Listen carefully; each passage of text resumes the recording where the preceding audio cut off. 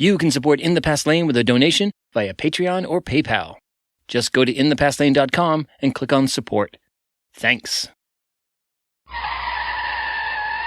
Whoa, hit the brakes. You've arrived at the #1 drive-by for American history. Welcome to The Pit Stop.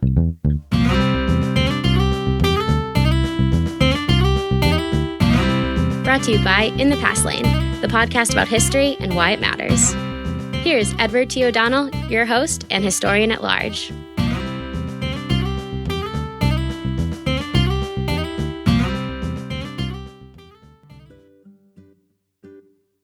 Hi, everyone. Welcome to The Pit Stop, your Monday morning source for history on the go in just about 5 minutes.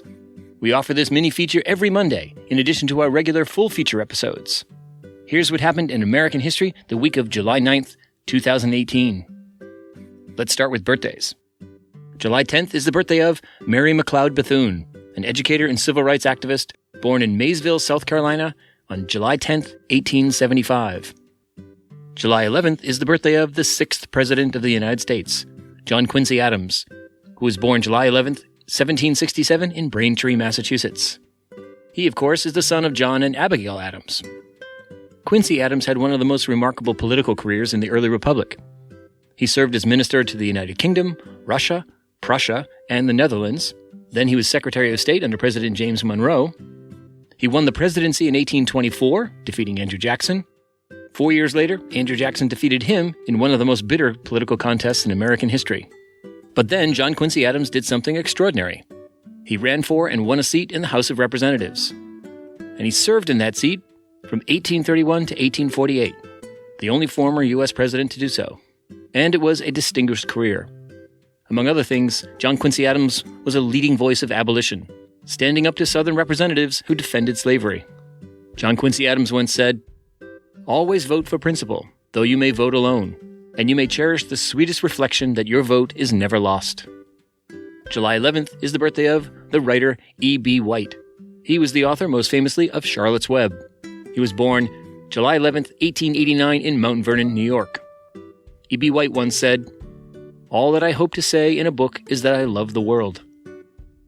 July 12th is the birthday of another famous American writer, Henry David Thoreau, who was born July 12th, 1817 in Concord, Massachusetts.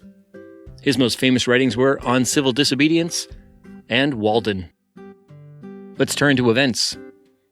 July 9, 1868, that's when the 14th Amendment to the Constitution was ratified. Apart from the original 10 amendments, the 14th is unquestionably the most important amendment. It defined for the first time U.S. citizenship and said that everyone is entitled to, quote, equal protection of the laws, unquote. Nearly every case of consequence since 1940 decided by the Supreme Court has involved the 14th Amendment. July 11th, 1804, that's when Alexander Hamilton and Aaron Burr squared off in their famous duel. And as we all know, Hamilton took a bullet and died the next day.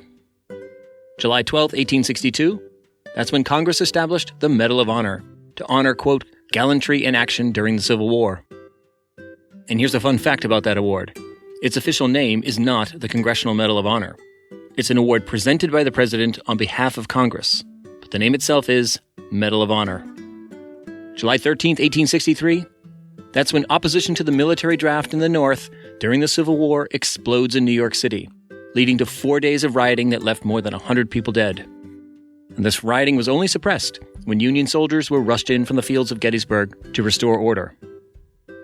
Okay, let's turn to the last word. Let's give it to Henry David Thoreau.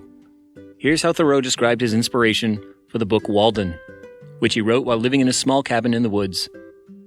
"I went to the woods because I wished to live deliberately, to front only the essential facts of life, and see if I could not learn what it had to teach, and not, when I came to die, discover that I had not lived.